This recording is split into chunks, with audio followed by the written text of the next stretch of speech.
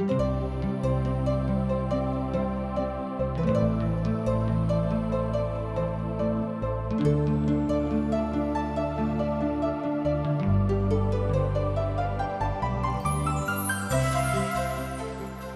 दिन मनुखा के जीवन पापा के कारणे नाना प्रकार के चिंता, दुख आ अशांति में पड़ क नीक राह सँ भटक गेला अछि। हुनका नहीं मालूम छनि कि कोना क नीक राह में आबि। यह लेल TWR इंडिया आशक इजोत कार्यक्रम प्रस्तुत क रहल छथि। यह अहाँ के अनंत जीवन आरो उद्धार के राह पर चलवा के लेल तैयार क रहल छथि। कृपया क अहाँ देखू, सुनू, जायसँ परमेश्वर अहाँ के जीवन जिंदगी के नीक राह बनाबैत रहथिन। आशाक इजोत मैथिली कार्यक्रम में एक बेर और हम अहाँक अभिनंदन प्रभु यीशु मसीह के मीठ आ पवित्र नाम से कह रहल छी। आजुक जे विषय वस्तु अछि तकरा हम अहाँक बता दैत छी। ओ थिक मनुखा के अंतर द्वंद्व। एक बेर आर ध्यान दियौक, मनुखक अंतर द्वंद्व। हमरा सब अपन अंतर में बहुत तरह के द्वंद्व में अर्थात लड़ाई में लागल रहैत छी। किएक त जतेक काल धरि हमरा सब एहि संसार में जीवित छी, हमरा सभक अंतर द्वंद्व में रहनाइ बड़ जरूरी अछि। किएक त एहिठाम हमरा सब पापक साथ संघर्ष करैत रहैत छी। हम जे कहैत छी तकरा हम नहीं जानैत छी। किएक त जे हम करऽ चाहैत छी तकरा हम नहीं करैत छी। मुदा जकरा सँ हमरा घृणा अछि वह हम करैत छी। एहि बातक अहाँ 15 पद में देखलहुँ हैं, बात देख सकैत छी। रोमियो पोथी तकर 7 अध्याय आ तकर 15 पद। एहि बातक अहाँ खूब नीक रीति से एहिठाम देख सकैत छी। मनुखक अंतर द्वंद्व स्मरण राखब, तहने हमरा लोकनि आगू और खूब रुचिक साथ सीख सकैत छी। एहिठाम दू तरहक लड़ाई के विषय में बतायल गेल अछि, पुरना मनुखत और नव मनुखत। हाँ, दू तरहक स्वभाव हमरा अंदर में रहैत अछि। पहिल अछि पुरान स्वभाव आ दोसर अछि नव स्वभाव। जहिया हमरा सब प्रभु यीशु मसीह के स्वीकार नहीं कयने छलहुँ हैं त हमरा सभक अंदर एकटा पुरान स्वभाव छल, जे स्वभाव ईर्ष्या, घृणा, द्वेष आ दोसरा से डाह करऽ वाला छल। मुदा जहिया से हमरा सब गोटे प्रभु यीशु मसीह के अपन उद्धार कर्ता के रूप में ग्रहण क लेलहुँ हैं, तहिया से हमरा सभक अंदर में एकटा नव स्वभावक प्रवेश भ गेल। ई स्वभाव हमरा सभक प्रेम, त्याग आ दोसरा के भलाई के दिस अग्रसर करैत अछि। मनुखक स्वभाव रहबाक आवश्यकता अछि। कोनो ने कोनो तरहक स्वभाव हमरा सभक लग रहत, किएक त हमरा सब मनुख थिको हैं। तहन अहाँक अंदर में यीशु के उपस्थिति जो रहत तहाँ कहियो अपन मसीही जिंदगी में एम्हर उम्हर नहीं ताकब।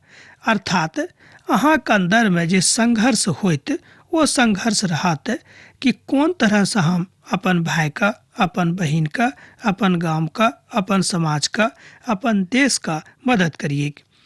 आ जहिया प्रभु यीशु मसीह अहाँके जिंदगी से निकल जेता है बा हुनका अहाँ निकाल देबेन, ओहि दिन से अहाँके अंदर में पुनः पुराना जे स्वभाव छल, पुराना मनुखत्व जे छल से अहाँके अंदर में पुनः प्रवेश क जायत आर वो अहाँके एम्हर उम्हर ल जायत। एहि तरह के स्वभावक मध्य में आत्मा के संघर्ष आ तकर अनुभूति के होइत अहाँ देखने होबे। मुदा साधु पौल अपन स्वभावक ऊपर विजयी नहीं भेला है, मुदा प्रभु यीशु मसीह एहि संघर्ष में हुनका विजयी बना देलेन। यह बात साधु पौल आजुक दिन अहाँके बा हमरा बता रहल छथि कि अहाँ अपन स्वभावक ऊपर स्वयं विजय प्राप्त नहीं कर सकैत छी, मुदा प्रभु यीशु मसीह अहाँके विजयी बना सकैत छथि। पौलुस एहिठाम सिखा रहल छथि, एहि तरह हमरा सब स्वयं के ऊपर विजय प्राप्त कर सकैत छी जँ प्रभु के अपना नजर में हमरा लोकनि उठाबैत रहबनि आ मसीह के अपना हृदय में रखने रहबनि। जँ हमरा सब मसीह के अपना हृदय में, यीशु के अपना हृदय में नहीं राखब त कहियो हमरा सभक अंदर में नव स्वभावक प्रवेश नहीं होइत। अर्थात परमेश्वरक आत्मा हमरा लोकनि नहीं देख सकैत छी। अर्थात मसीह जीवन में काज कर दियौक अर्थात एहिठाम साधु पॉल कहैत छथि कि मसीह जिंदगीमे अहाँ काज करैत रहू आ मसीहके अपना जिंदगीमे काज करऽ दियौन। अर्थात यीशुके अपना जिंदगीमे काज करबाक पूर्ण अधिकार अहाँ दऽ दियौन। अब हमरा सब पद 16 के दिस ध्यान करब आ देखब। ओतऽ साधु पॉल एहि तरह कहैत छथिन, जँ हम जे नहि जानैत छी ओ करैत छी तऽ हम मानैत छी जे व्यवस्था नीक अछि। एहिठाम साधु पॉल 16 पदमे एहि बातक बड्ड गंभीरताके साथ बताबैत छथि, जँ हम जे नहि जानैत छी ओ करैत छी तऽ हम जानैत छी जे व्यवस्था नीक अछि। एहिठाम साधु पॉल 16 पदमे एहि बातक बता रहल छथि। जहन पुरना स्वभाव आज्ञाके तोड़ैत अछि, एहि संदर्भमे हमर नव स्वभाव एहि बातक मानि लैत अछि आ तकर अंतर्विक्षा गलत नहि अछि। पौलुस व्यवस्थाके साथ लड़ाई करैत छथि, किएक तो व्यवस्थाके उल्लंघन करैत छथिन। ओ विश्वासीके होयबाक कारणे अर्थात एकटा विश्वासी होयबाक कारणे एहि कथाके मानैत छथि, अर्थात व्यवस्थाके ओ मानैत छथि। पौलुस कहैत छथिन कि जँ व्यवस्थाके नहि मानब तऽ कोना हम एहि बातक विश्लेषण करब कि कोन बात उचित अछि आ कोन बात उचित नहि अछि। हमर भाई बहिन, हमरा सब अपन अपन ज्ञानसँ वा अपन अपन ज्ञानक भंडारसँ एहि बातक कहियो नहि बता सकैत छी कि कोन बात उचित अछि आ कोन बात उचित नहि अछि। एहि दशामे तकरा करयवला हम नहि, मुदा पाप अछि जे हमरामे बसल अछि। एहि तरहक बात साधु पॉल कहैत छथिन 17 पदमे। जँ अहाँके लग पवित्र पोथी बाइबिल अछि तऽ हमरा संगे अहूँ देखियौ, एहि दशामे तकरा करयवला हम नहि, मुदा पाप अछि जे हमरामे बसल अछि। साधु पॉल एहिठाम कहैत छथि कि जे पाप हमरा अन्दरमे बसल अछि, बा एना अहाँ बाजि सकैत छी कि जाहि पापक हमरा लोकनि अपना अपना अन्दरमे बसा कऽ राखने छी, वएह बात हमरा सभक अर्थात वएह पाप हमरा सभक किछु खराब करबाक लेल प्रेरित करैत छथि। आ दोसर शब्दमे एहि बातक हमरा लोकनि एहि तरह सेहो बुझि सकैत छी, हम नहि थिकहुँ हैं, मुदा हमरा अन्दर जे पाप थिक वएह हमरासँ गलत काज कराबैत अछि। यह भेल हमरा सभके पूर्ण स्वभावके महत्व, अर्थात पूर्ण जे स्वभाव हमरा सभक अन्दरमे अछि वह हमरा सभक एहि तरहक खराब गवाही देबाक लेल मजबूर करैत अछि। एहि बातक गवाही साधु पॉल दैत छथि। साधु पॉल एखनो अपन पुरान स्वभावमे छथिन आ कहैत छथि कि हम चाहैत छी कि हम अपन पुरान स्वभावक नष्ट कऽ दियैक, किएक तऽ एहि स्वभावक कारणे हम प्रभु यीशुसँ अलग भऽ जाइत छी। हमर भाई बहन, साधु पॉल स्वयं एहिठाम एहि बातक बता रहल छथि कि अहाँके अन्दरमे जे खराब स्वभाव अछि तकरा अहाँ निकालि कऽ फेंक दियौक आ प्रभु यीशु मसीहके अपना अन्दरमे बसा लियौक। हम जानैत छी जे हमरा अन्दर अर्थात हमर देहीमे कोनो नीक बात निवास नहि करैत अछि। इच्छा तऽ हमरोमे अछि, मुदा नीक काज हमरासँ नहि होइत अछि। एहिठाम साधु पॉल 18 पदमे बड्ड स्पष्टताके साथ बता रहल छथि कि मनुष्य जातिके स्वभाव कोन तरहक अछि, अर्थात जे हमरा सभक पुरान स्वभाव अछि, जे पुरान स्वभाव हमरा सभक भीतरमे जे विद्यमान अछि, ओ स्वभावक प्रवृत्तिके विषयमे एहिठाम साधु पॉल अभिव्यक्ति दऽ रहल छथि। कनेक हमरा संगे अहूँ देखियौ पद 18 का। हम जानैत छी जे हमरा अन्दर अर्थात हमर देहीमे कोनो नीक बात निवास नहि करैत अछि। इच्छा तऽ हमरोमे अछि, मुदा नीक काज हमरासँ नहि होइत अछि। एहि संघर्षमे पौलुस दू बातक सीख रहल छथि आ हमरा सब गोटेके सेहो दू बातक सिखा रहल छथि। जेना हम आरंभेमे कहलहुँ हैं कि आत्मिक द्वंद्व हमरा सभक अन्दरमे आत्मिक द्वंद्व होइत रहैत अछि आ एहि तरहक बातक हमरा सभक एक विश्वासी होयबाक कारणे सिखबाक अछि। हमरामे तऽ एखनो पुरान स्वभाव आ मनुखत्व विद्यमान अछि। ओ कहैत छथि कि हमरामे कोनो नीक बात नहि अछि कि हम अहाँके बताबी कि अहाँके सिखाबी कि अहाँ एहि काजक नहि करू। मुदा साधु पॉल एहिठाम सिखा रहल छथि कि अहाँके अन्दरमे जे खराब स्वभाव अछि, जे स्वभाव अहाँके पुरान मनुखत्वक दिस इशारा करैत अछि तकरा अहाँ निकालि कऽ फेंक दियौ, किएक तऽ प्रभु यीशु मसीह जहन अहाँके हृदयमे अपन डेरा बना लेथिन तहन अहाँके पुरान मनुखत्व नष्ट भऽ जायत और नव मनुखत्व अहाँके अन्दरमे जन्म लऽ लेत। सब एहि मांस आहारमे हमरा लोकनि छी। केओ एहि संसारमे एहन नहि छथि जे मांस और आहारमे नहि छथि। सब केओ एहिठाम वही रीतिसँ अपन जिंदगी बिता रहल छथि। तहन यीशुके लेल, अपन प्रभुके लेल, अपन उद्धारकर्ताके लेल जँ अहाँ ई बातक करैत छी तेकर मतलब इएह भेल कि अहाँ प्रभु यीशु मसीहके आदर दऽ रहल छी आ एहि आदरके पात्र अहाँ बनि जायब। प्रभु यीशुके महिमाके साधु पौल एहिठाम नव आ पुरान स्वभावमे अभिव्यक्त कऽ रहल छथिन, अर्थात विश्लेषण कऽ रहल छथिन। ओ हमरा सब गोटेके बता रहल छथि कि हमरा सबके कोना कऽ सुधरबाक अछि आ कोना कऽ प्रभुके नजरिमे ऊँच उठेबाक अछि। अर्थात एहि मरणहारा देहीके लऽ कऽ जे हमरा लोकनि एखन एम्हर ओम्हर चलैत छी, हमर भाय बहिन, जे देही अहाँके भेटल अछि आ जे देही हमरा भेटल अछि, एहि देहीके अंत भऽ जेतैक। एहिमे शक नहि, एहिमे कोनो तरहके संभव वा असंभव बात नहि अछि। एहि देहीके नष्ट होयबाक अछि, कोनो नहि कोनो दिन एहि देहीके त्याग करनाइक अछि। अर्थात हमरा सब गोटेके एक न एक दिन, एक न एक क्षण एहि देहीके छोड़बाक अछि। मुदा जतेक काल धरि हमरा सब एहि देहीमे छी, परमेश्वरक जँ हमर देहीसँ, अहाँके देहीसँ जँ महिमा मिलैत अछि तऽ एहिसँ बढ़ि कऽ आर दोसर कोनो बात नहि भऽ सकैत छै। साधु पौल एहिठाम एहि बातक स्पष्ट कऽ रहल छथि। ओ कहैत छथि, हमरामे कोनो नीक बात नहि अछि। डॉक्टर मैगी साहब कहैत छथिन कि जे जँ हम किछु व्यक्तिगत रूपे प्रभुके लेल मांसमे वा हाड़मे कयलहुँ हैं तऽ प्रभु ओहि कथासँ घृणा करैत छथि कि हम एहि कथासँ ओ घृणा नहि करैत छथिन। कनि ध्यान दियौ। एहिठाम डॉक्टर मैगी साहब कहैत छथि कि मांस आ हाड़क रूपमे जँ हमरा लोकनि कोनो बातक करैत छी तऽ एहि बातक प्रभु घृणा करैत छथि, किएक तऽ मांस आ हाड़क रूपमे जँ हमरा लोकनि कोनो काजक करब तऽ ओ हमर पुरान मनुखत्वक दर्शाबैत अछि आ ओ मनुखत्व परमेश्वरक पसन्द नहि छनि। अहाँ प्रभु यीशुके बसा कऽ जहन कोनो नीक काज करैत छी तहन प्रभुके नजरिमे अहाँ बड्ड धन्य मनुख बनि जाइत छी। एहि बातक एहिठाम स्पष्टीकरण डॉक्टर मैगी साहब दऽ रहल छथि। प्रभु अहाँके उपयोग कहियो नहि करता है जँ अहाँ प्रभुके सेवा अपन देहीसँ करबाक लेल तैयार नहि छी। हमर भाय बहिन, जँ अहाँ अपन देहीसँ परमेश्वरक सेवा करबाक लेल तैयार नहि छी तऽ कोनाक परमेश्वर अहाँके प्रयोग करता बा अहाँके कोनाको प्रयुक्त रूपे प्रयोग कऽ कऽ तैयार कऽ देथिन। एहि बातक ओहिठाम बताबैत छथि।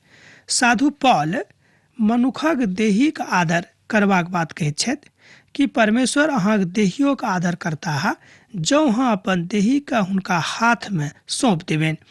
जेना हमरा लोकनि 12 अध्यायके 1 पदमे देखलहुँ हैं कि जे अहाँके देही भेटल अछि तकरा जँ अहाँ संपूर्ण रीतिसँ परमेश्वरक हाथमे सौंप देबैक तहन अहाँके देही पवित्र भऽ जायत आ परमेश्वर तकरा स्वीकार सेहो कऽ लेत। हम प्रभुके लेल अपन जिंदगी बिताएब, यह सत्यके बात थिक, यह सत्यके बाचा थिक।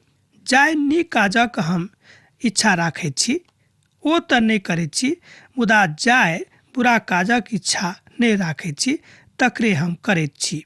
रोमियोक पोथी तकर 7 अध्याय आ तकर 19 पदमे साधु पौल एहिठाम कहैत छथि।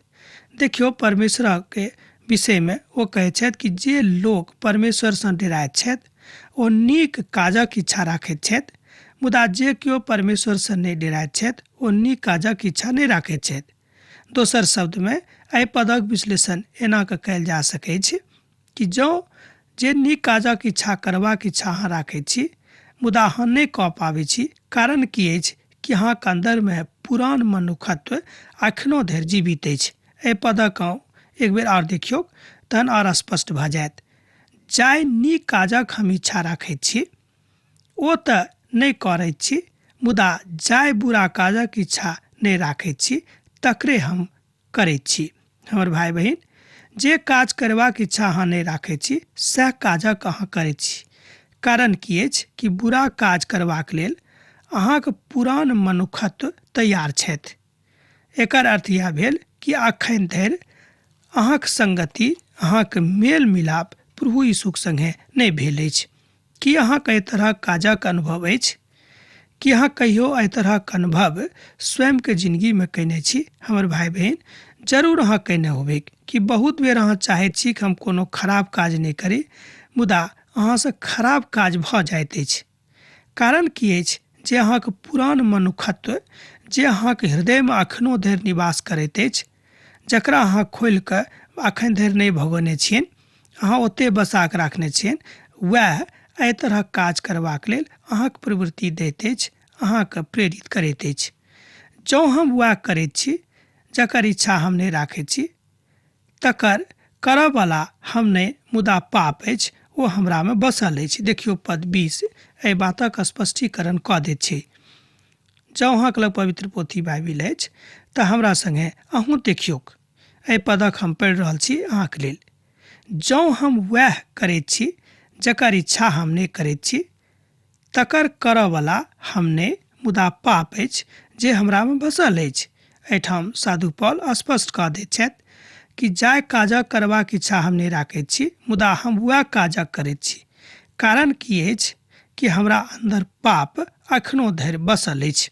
हमर भाई बहन, जँ हमरा सब पापक बसाक अपना अन्दरमे राखबै तऽ ई प्रवृत्ति हमरोमे आबि सकैत अछि।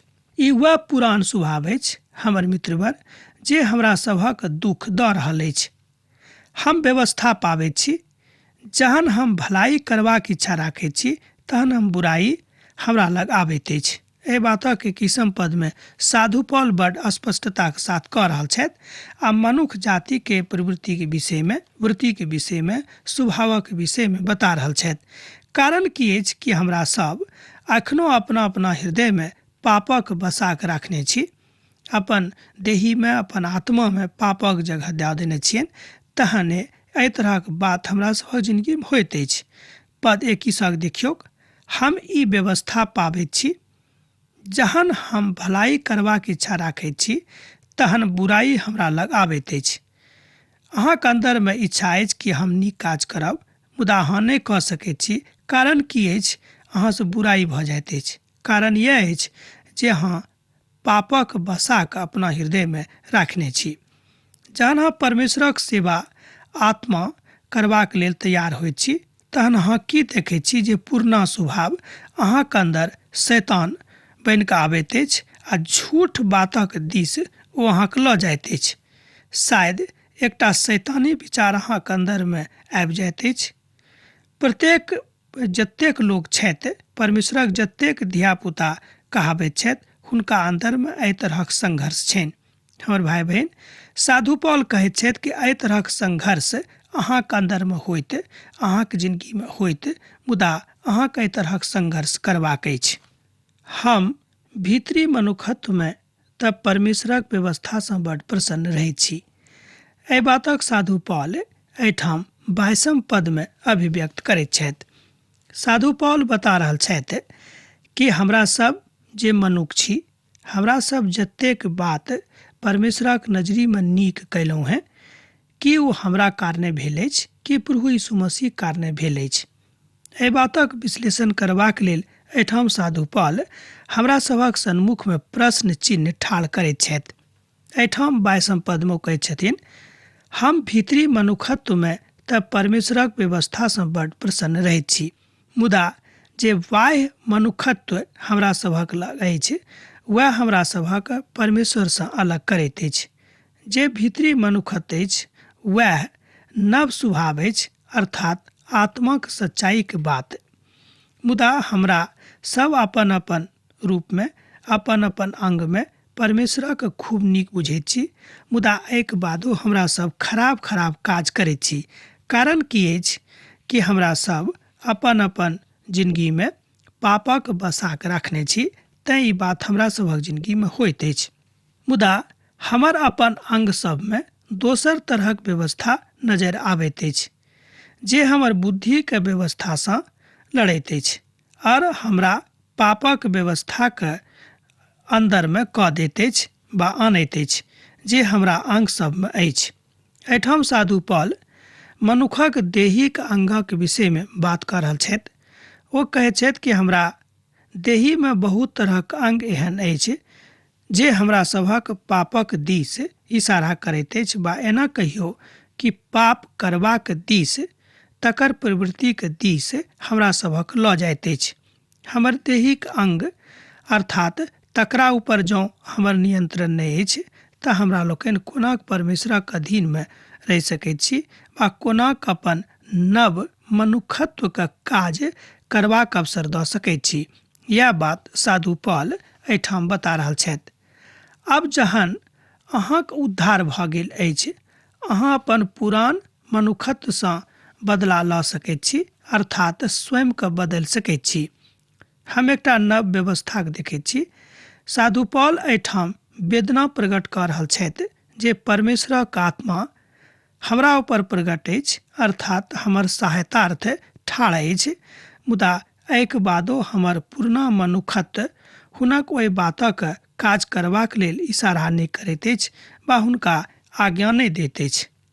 हमर भाई बहन, एकर मतलब यह भेल, एकर अर्थ यह भेल कि पुरान मनुखत्व हमरा सभक अन्दरमे शैतानी स्वभावक दऽ रहल छथि, अर्थात तकर नियंत्रण कऽ रहल छथि। हम केहन अभागा छी जे एहि बातक अखन धरि नहि बुझलहुँ हेँ। साधु पॉल एहि बातक बड़ वेदनाक साथ कहैत छथि। ओ कहैत छथि कि हम केहन अभागा मनुख थिकहुँ हेँ, हमरा एहि मृत्युक देहीसँ के छोड़ाइत। एहिठाम साधु पॉल एहि मनुखक जे देही भेटल अछि तकर वेदनाक विषयमे ओ बाजि रहल छथि। ओ कहैत छथि कि केहन देही हमरा सभक भेटल अछि, जे देही हमरा सभक पापक प्रवृत्तिके दिस बेर बेर लऽ जाइत अछि।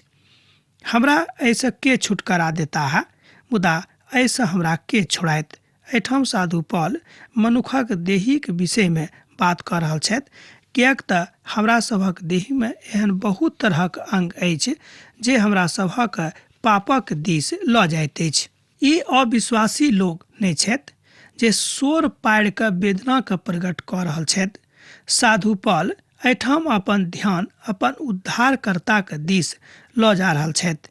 यह थिक एकटा विश्वासीक पापक संगे संघर्ष करबाके विचार, अर्थात जँ अहाँ प्रभु यीशु मसीहके आगूमे ठाढ़ कऽ कऽ अपन पापक देहीसँ संघर्ष कऽ रहल छी तऽ अहाँ विजयी भऽ जायब, किएक तऽ प्रभु यीशु मसीह अहाँक संगे छथि।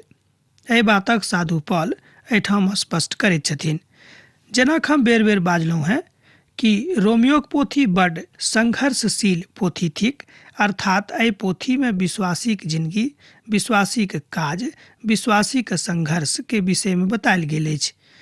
एहिठाम हमरा सब विश्वासीके अंतर्द्वंद्वके विषयमे देखैत छी जे हुनका अन्दर होइत रहैत छनि। हमर भाई बहन, साधु पॉल एहिठाम बता रहल छथि कि एहन केओ नहि छथिन एहि संसारमे जे स्वयंके एहि तरहक बातसँ अलग राखि सकैत छथि, किएक तऽ जे देही हमरा सब गोटेके भेटल अछि, एहि देहीमे एहि तरहक बहुत अंग अछि जे पापक दिस हमरा सभक बेर बेर लऽ जाइत अछि। साधु पॉल एहिठाम मनुष्य जातिके छोट छोट प्रवृत्तिके दिस सेहो इशारा करैत छथि, जे छोट छोट प्रवृत्ति मनुष्य जातिके पापक दिस घसीट कऽ लऽ जाइत अछि। हमर भाई बहन, हमरा लोकनि नहि चाहैत छी जे पाप नहि करी, मुदा एहिके बादो हमरा सब गोटेसँ पाप भऽ जाइत अछि। आब आजुक अध्ययन हमरा एहिठाम समाप्त करक आज्ञा दिअ, किएक तऽ अहाँसँ विदा होइके काल भऽ रहल अछि।